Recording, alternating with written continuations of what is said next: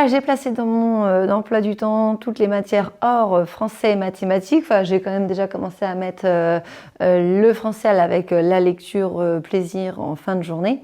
Je vais donc du coup maintenant répartir tous les domaines en français et en mathématiques. En mathématiques, c'est 5 heures hebdomadaires et en français, c'est 10 heures hebdomadaires.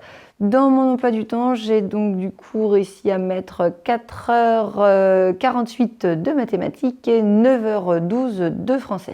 Alors pour commencer le matin, vous le savez, j'ai tout un petit rituel sur la numération qui prend quand même finalement 20 minutes. Alors il y a aussi le fait de rentrer en classe, de retirer ses affaires du cartable, mais ça va quand même assez vite ce temps-là. Et tout de suite, de toute façon, on a le nombre du jour qui est affiché au tableau. Ils sont soit sur une ardoise, soit sur une petite fiche. Et donc après, on fait une mise en commun tous ensemble, mais on reprend et on discute, on présente, je vais leur demander d'autres choses, ou une fois qu'on a fait le petit rituel, eh bien on peut travailler sur l'ardoise et faire une dictée de nombres, ou alors faire d'autres petites activités qui vont se faire sur l'ardoise, ou pourquoi pas sur le cahier. Donc le rituel de numération va prendre déjà 20 minutes le matin. Ensuite, après le rituel de numération, il va y avoir aussi la dictée. Alors pour jeudi et vendredi, il y a d'abord un petit rituel en anglais et ensuite après la dictée. La dictée, j'avais repris l'année dernière le dictophile du blog du Cancre qui est en lien avec faire de la grammaire de Pico pour l'année 1. Le blog du Cancre n'a pas fait un dictophile pour l'année 2, donc du coup j'ai commencé à en réaliser un peu sous le même principe. Le premier jour, alors cette fois-ci le premier jour c'est une dictée de mots, donc la dictée de mots se fait le jeudi. Donc on a quand même 20 minutes le temps de faire la dictée et ensuite après les élèves peuvent s'auto-corriger ou on fait une mise en commun, on rediscute sur les mots qui ont été découverts le mardi soir, qui ont été un peu travaillés à la maison le mercredi et donc il y a encore un dialogue, il y a par rapport à ces mots nouveaux qui vont être en lien avec l'étude du son qui va se faire dans la journée du jeudi. Donc c'est un petit peu une découverte et par rapport au son et comment on écrit ce son-là. Par exemple, si c'est les sons et ou le son est ou le son feu, le son veut. Donc voilà, du coup, comme c'est ma collègue qui prend en charge du coup l'étude de son, elle va prendre le temps là au niveau de la dictée de rediscuter avec eux sur ces mots dans lesquels il y a le son à travailler là cette semaine. Le vendredi, on va être sur une dictée un peu plus élaborée, plutôt une dictée de groupes nominaux ou de petites phrases avec un petit pronom ou un petit sujet très court et puis un verbe. Alors des fois il y a besoin d'un complément, mais voilà, c'est des petites phrases vraiment très courtes ou alors des groupes nominaux et du coup ma collègue va travailler sur tout ce qui est l'accord dans le groupe nominal surtout. C'est la partie qu'elle va avoir dans la méthode Pico, elle va avoir toute l'étude du groupe nominal, la classe grammaticale des mots et l'accord dans le groupe nominal. Donc le vendredi, on est surtout sur 30 minutes parce que là, il va y avoir tout un travail, toute une réflexion sur l'accord dans le groupe nominal. Moi, le lundi, je vais donc enchaîner après le rituel de la numération sur la dictée et cette fois-ci, je vais dicter des phrases plus longues et on va surtout travailler sur l'accord entre le sujet et le verbe. Donc une fois qu'on a dicté la phrase, on va déjà corriger l'orthographe des mots qui étaient à apprendre. Donc voilà, là on n'est pas là on s'auto-corrige avec son cahier de devoirs, à la fin il y a la liste de mots et puis on va après prendre le temps tous ensemble de discuter sur les accords. Donc on va retrouver le verbe, on va retrouver le sujet, on va remplacer le sujet par un pronom. C'est quelque chose qui est encore vraiment très compliqué avec les CE1, donc là on est en plein dedans et du coup voilà, on fait tout ce travail là et donc toute l'année, tous les lundis, on prendra le temps de discuter sur ça, d'analyser des phrases et de regarder ensemble et de voir ensemble l'accord entre le sujet et le verbe. Et le mardi, on va faire un créneau un petit peu moins important parce que c'est la dictée finale, donc du coup, il n'y a pas de correction tous ensemble, donc on a un petit créneau de 15 minutes. Alors comme vous le savez, j'utilise la méthode Pico. Ça n'a pas été évident de se décider parce que c'est vrai que comme je suis à mi-temps, il fallait que ma collègue adhère, donc ma collègue a adhéré à la méthode. Et puis c'est vrai qu'on l'utilise dans toutes les classes cette année dans mon école. Donc voilà, du coup c'est vraiment super qu'on a pu se mettre d'accord avec ma collègue. Et c'est pas évident hein, quand même de se répartir les différentes journées dans cette méthode. Donc moi la première première journée, eh bien, je vais découvrir le nouveau texte de Pico et on va donc généralement le faire juste après le lundi. Dans la méthode, donc le premier jour, on découvre le texte, on fait des petites questions de compréhension, on va retrouver le nombre de phrases, on va aussi repérer des pronoms personnels et essayer de savoir de qui on parle dans ce pronom personnel, ou toutes les façons de parler d'une personne ou d'un animal, toutes les façons, donc soit par pronom, soit avec des autres groupes nominaux. Donc on va travailler un petit peu sur ça. On va aussi rechercher tout ce qui est quand est-ce que ça se passe, où ça se passe, un petit peu en fait les compléments de phrases, les compléments circonstanciels, je sais plus maintenant comment on les appelle. Donc du coup, voilà, on travaille ça surtout là. Et après, on va faire tout un travail de transposition que je vais faire un peu plus tard dans la journée. Alors j'ai indiqué 38 minutes, c'est en faisant tous les calculs des taux horaires, des différentes matières, bon, ça fait 38 minutes. Donc on est à la fin de la première journée dans la méthode Pico. La deuxième journée, ça va être l'étude des phrases. Donc là, on va pareil le mettre 38 minutes après la récréation du mardi matin. Donc là, c'est pareil dans la méthode, ça va être remettre des phrases dans l'ordre pour que les phrases aient du sens. Ça va être repérer le verbe, le sujet. Donc il y a tout un petit travail là-dessus. Comprendre qu'il y a des groupes de mots qui peuvent se supprimer ou se déplacer. Donc il va y avoir tout un travail là-dessus qu'on travaille aussi déjà le lundi quand on fait la dictée sur les phrases. Donc finalement, voilà, on rebrasse toujours un petit peu ça. Dans la troisième journée de la méthode, donc ça va être tout le travail sur les groupes nominaux qu'on va faire aussi après la récréation du matin que ma collègue fera le jeudi. Et dans la quatrième journée, il va y avoir toute la partie, on va travailler le lexique avec la recherche dans le dictionnaire de mots, ou alors ranger des mots dans l'ordre, ou alors trouver des synonymes, des antonymes. Donc ça, c'est ma collègue qui s'en occupe et qui va aussi, pareil, faire ça après la récréation du matin.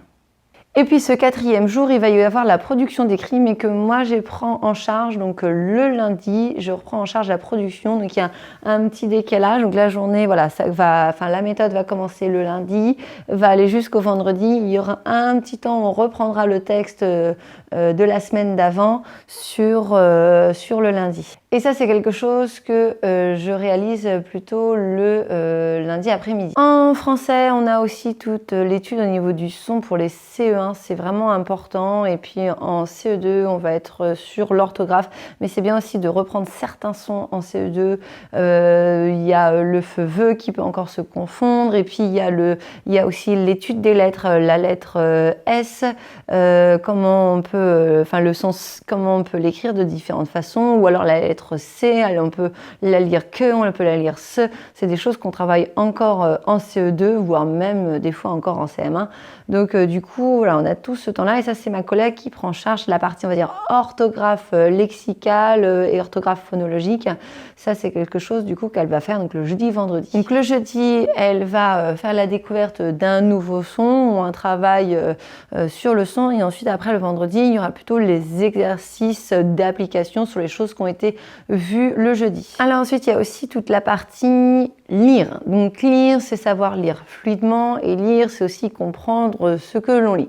Moi, je vais travailler surtout tout ce qui est la compréhension, l'étude de texte, ou découvrir différents genres d'écrits. Et c'est pour ça que j'ai gardé la production d'écrits pour faire le lien entre la littérature ou l'étude des documents, l'étude de différents textes en lecture, et ensuite aussi le fait de réaliser en production d'écrit différents textes. Donc soit je reprends le lundi ce qui est proposé dans la méthode Pico, soit je reprends autre chose qui pourrait se mettre en lien sur ma littérature quand j'étudie un livre ou un type de texte. Donc pour moi, c'est le mardi matin, je vais travailler sur tout ce qui est lecture-compréhension. Et comme je fais aussi des temps de fluence, eh bien, sur le texte de Pico que je présente, qu'on découvre le lundi, j'aime bien que les élèves puissent avoir le temps un petit peu de le travailler aussi à la maison. Donc il y a de la fluence qui est réalisée par ma collègue le jeudi après-midi.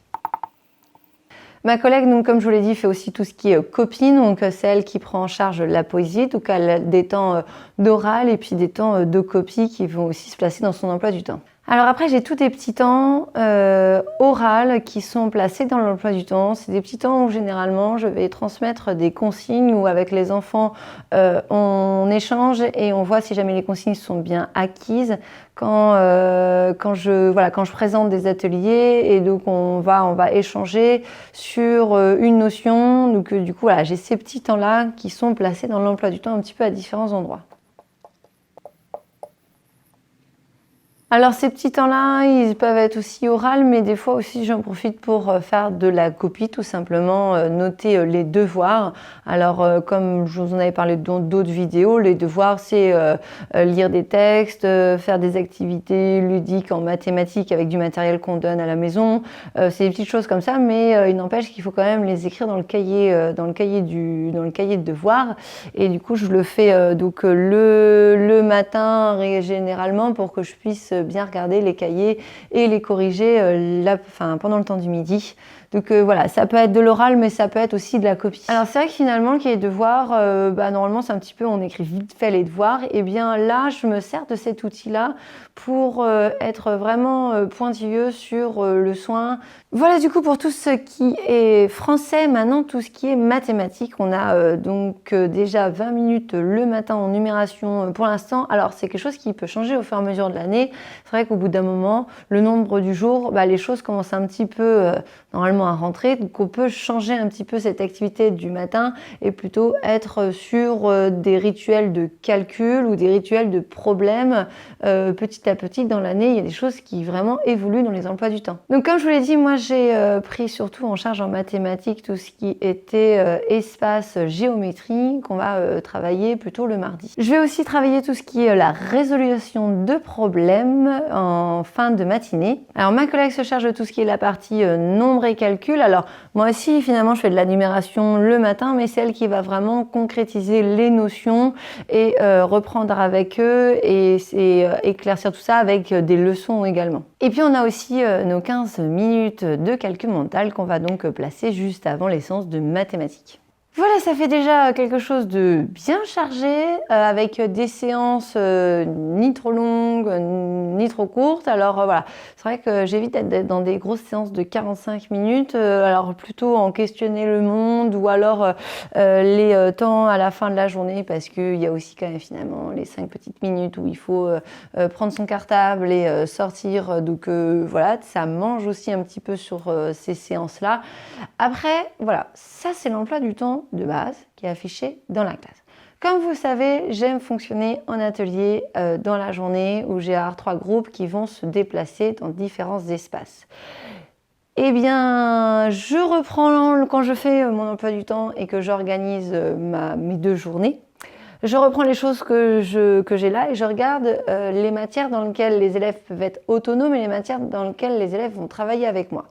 Je vous avoue que depuis le début de l'année, évidemment, les élèves, ils ont plutôt besoin de travailler avec les enseignants. C'est encore difficile de se mettre au travail tout seul. On n'est pas encore là régulièrement sur des activités où on tourne dans la classe comme j'avais commencé à le faire l'année dernière. C'est vrai qu'en période 1, il y a quand même besoin de ce temps-là. Alors, on a assez bien réussi avec ma collègue les 2-3 premières semaines parce qu'on proposait des choses qui étaient pas nouvelles pour eux, mais maintenant il commence à y avoir des choses nouvelles, surtout pour tout ce qui est grammaire. Pour les CE1, c'est quelque chose de nouveau. Et donc du coup, c'est dur encore d'être tout seul sur ces activités-là.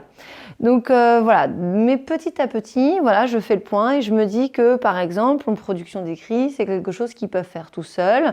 Donc je vais mettre en atelier autonome. En transposition, et ben, du coup, on va plutôt travailler avec la maîtresse, donc ça sera le temps dans le U. Et puis peut-être en résolution de problèmes, on avait travaillé les semaines d'avant, ils vont pouvoir le faire aussi en autonomie. Et puis du coup, ça peut être par exemple la production d'écrit, ils le font tout seuls sur une table individuelle, ils vont travailler tout seuls. Et puis la résolution de problèmes avec du matériel, ils vont se mettre par deux et puis ils vont résoudre des problèmes ensemble. Et du coup, eh bien, je vais avoir un temps d'atelier 1, je vais avoir atelier 1, atelier 2 et puis atelier 3 et ça va tourner comme ça. Et puis on va faire un petit temps où on fait un retour. Donc par exemple ici ça se décale, les 10 minutes d'oral copie, bah, finalement ça va être les 10 minutes de retour. Et puis pareil, donc là ça va être les 10 minutes où je vais présenter les ateliers. Donc voilà comment je fonctionne. J'ai mon emploi du temps de base. Si jamais j'ai un remplaçant qui vient, eh bien, il peut très bien suivre tout simplement l'emploi du temps avec les élèves qui restent à la même place toute la journée. Et puis, c'est des choses qui me sont arrivées à moi, à ma collègue, que les élèves, finalement, ils restent à la même place. Ou alors, on les a fait déplacer parce que les élèves qui avaient des besoins, par exemple, sur l'étude de phrases, eh bien, il y a des élèves qui étaient un petit peu plus autonomes, même si on faisait la même chose tous ensemble. Les élèves qui étaient un peu plus autonomes, eh bien, ils étaient sur les tables sur le côté ou la table carrée du fond. Puis les élèves qui avaient plus besoin, on les faisait venir dans le U et voilà, tout le monde travaillait la même notion au même moment. Donc ça, c'est voilà, on est dans le flexible, dans la classe flexible. Donc l'emploi du temps est flexible, les choses sont flexibles, tout n'est pas figé et on n'est pas sur un fonctionnement toujours atelier 1, atelier 2 sur les problèmes, c'est toujours en atelier autonome, la résolution, la transposition, c'est toujours en atelier dans le U. Non, ça change. C'est vraiment en fonction de ce que sont capables les élèves de faire en autonomie ou pas en autonomie. Donc voilà comment je m'organise. Alors effectivement, là, ça va être 30 minutes, 37 minutes, 38 minutes. Mais bon, après, on est sur des créneaux d'une trentaine de minutes. Et puis, le temps de faire des petits changements, les changements de place, eh bien, il va y avoir du coup, voilà, ça s'équilibre. Et puis, voilà, après, par exemple, la séance de calcul mental, soit... eh bien, je me rends compte qu'ils ont besoin d'un petit temps de retour au calme entre deux ateliers. Donc, on va la mettre ici. Soit sinon, j'enchaîne les 2 ateliers et puis je fais mon calcul mental à la fin de la matinée. Voilà, ou finalement, je l'ai commencé juste après la récréation. Je jongle aussi par rapport à ça. J'ai mon quota horaire et voilà, je m'organise de cette façon-là. Après, je vais avoir aussi les parties questionner le monde ou la partie artistique où on peut très bien proposer ces choses-là en atelier. C'est des ateliers effectivement d'une trentaine de minutes et qui sont pourtant ici de 45 minutes et de 50 minutes, mais on va équilibrer sur la période. On va du coup proposer par exemple une activité d'art plastique qui va tourner sur des ateliers et puis tout à la fin de la journée, on va faire le point sur les choses qui ont été faites en art plastique et voilà, on a 20 minutes en plus à la fin de la journée, on va discuter sur ça. Ou alors on aura 20 minutes au début de la journée, on va présenter l'activité d'art plastique qui va se faire sur cette semaine et sur la semaine d'après. Les choses s'équilibrent quand même, il faut ne pas rester bloqué sur l'emploi du temps et le taux horaire. On dit bien que on nous donne à la base un taux horaire sur l'année et on nous dit sur la semaine ça fait à peu près tant d'heures. Mais voilà, il faut pouvoir s'organiser et puis équilibrer tout ça d'une semaine à l'autre. Faut pas hésiter. Je vous fais un petit article sur mon emploi du temps sur mon site internet, donc je vous mets le lien dans la description. Vous pourrez donc retrouver cet emploi du temps en PDF ou modifiable si vous avez envie du coup reprendre la trame. N'hésitez pas à me poser des questions par rapport à ça. C'est vrai que ces derniers temps, je suis un petit peu moins présente sur les réseaux sociaux. J'ai des petits messages en attente sur Facebook et puis sur Instagram. Je poste aussi d'ailleurs moins sur Instagram, mais c'est vrai que là, la priorité, c'était l'école, c'était la famille. Je vais revenir un petit peu pendant les vacances. Et puis en attendant, je vous fais plein de gros bisous et je vous dis à bientôt pour la prochaine vidéo. Salut!